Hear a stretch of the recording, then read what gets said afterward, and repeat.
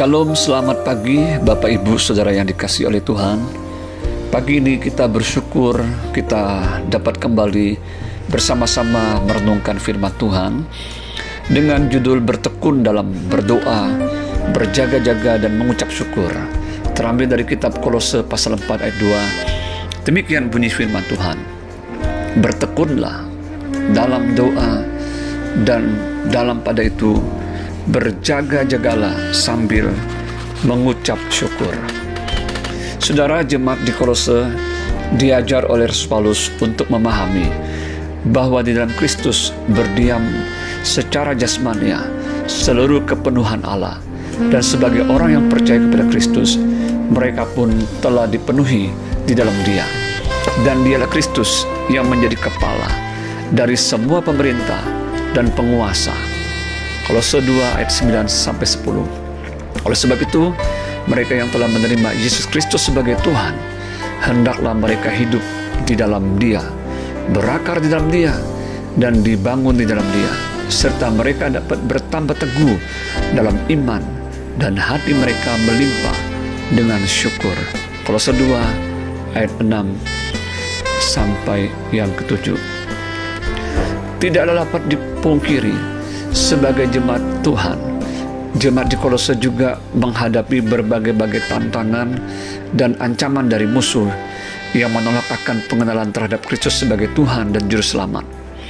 Salah satu ancaman itu adalah filsafat kosong dan palsu yang menipu, dan ajaran turun-temurun atau tradisi yang diciptakan manusia, serta roh-roh dunia yang bertentangan dengan Kristus.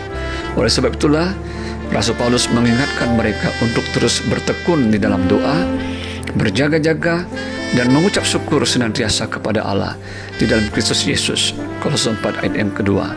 Sebagai orang percaya yang hidup di zaman ini pun, kita harus terus bertekun dalam doa, berjaga-jaga, dan belajar untuk tetap mengucap syukur. Rasul Paulus berkata bahwa hari-hari ini adalah hari yang jahat. Kita harus memerhatikan cara hidup kita dengan seksama, agar jangan seperti orang yang bebal, tetapi harus bijak. Kita tidak boleh menjadi bodoh dan mau ditipu si jahat. Tetapi sebaliknya, kita harus mengerti kehendak Tuhan di dalam hidup kita. Dan kita harus penuh dengan Roh Kudus, sehingga kita dapat memperkatakan firman, mazmur, pujian, dan menaikkan syukur kita senantiasa kepada Kristus, Sang Penebus kita. Kita bisa membaca dalam Efesus pasal 5 ayat 15 sampai 20. Disinilah letak pentingnya berdoa, berjaga-jaga, dan mengucap syukur agar kita tetap kuat dan tetap berada di dalam Kristus dan kehendaknya. Jadi dapat disimpulkan demikian. Yang pertama, sangat penting untuk terus bertekun di dalam doa. Sebab tanpa bertekun di dalam doa, maka kita akan menjadi lemah dan hubungan kita dengan Tuhan semakin renggang. Tanpa doa dengan sungguh-sungguh, roh kita pun menjadi lemah dan tak berdaya. Dan akhirnya kita hanya berjalan di dalam daging, bukan berjalan di dalam Roh Kudus. Bahkan Rasul Paulus mengingatkan juga untuk kita berdoa bagi pemberitaan Injil Kristus, agar pintu-pintu terbuka untuk Injilnya, supaya jiwa-jiwa diselamatkan. Kalau saat ini kita sudah mulai malas dan enggan untuk berdoa, mari latih diri kita untuk kembali bertekun di dalam doa. Pergunakan waktu dan kesempatan yang ada untuk perbanyak waktu berdoa kepada Tuhan. Dan lihatlah kasih, kuasa, dan mujizatnya akan dinyatakan di dalam hidup kita.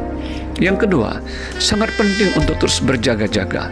Berulang-ulang, Tuhan Yesus pun mengingatkan kepada murid-muridnya untuk terus berjaga-jaga, karena musuh dan si penggoda bisa datang sewaktu-waktu. Memang roh penurut, tetapi daging ini lemah.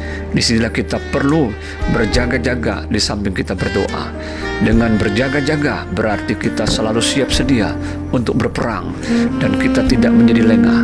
Ketika datang pencobaan, ujian, dan berbagai masalah, maka kita sudah siap untuk menghadapinya, karena kita sudah berjaga-jaga di dalam Kristus.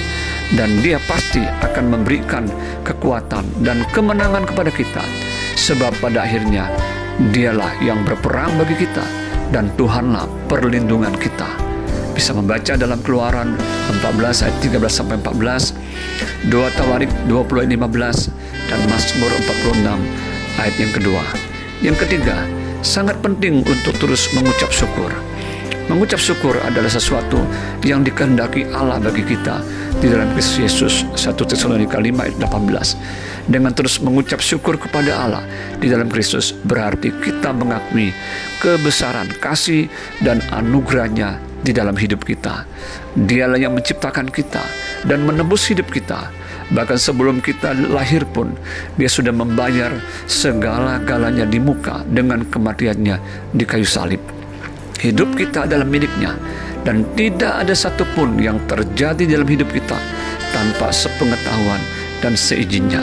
Oleh sebab itu, belajar untuk terus mengucap syukurlah dalam segala sesuatu yang terjadi dan yang kita alami, karena Dia turut bekerja untuk mendatangkan kebaikan bagi setiap kita yang percaya dan mengasihi Dia. Roma 8 ayat yang ke-28. Dengan terus mengucap syukur, maka damai sejahtera dan sukacita surgawi akan memenuhi hati, pikiran, dan seluruh hidup kita. Itulah kekuatan dan kesembuhan bagi tubuh, jiwa, dan roh kita. Amin. Selamat pagi, selamat beraktivitas. Tuhan Yesus memberkati. Shalom.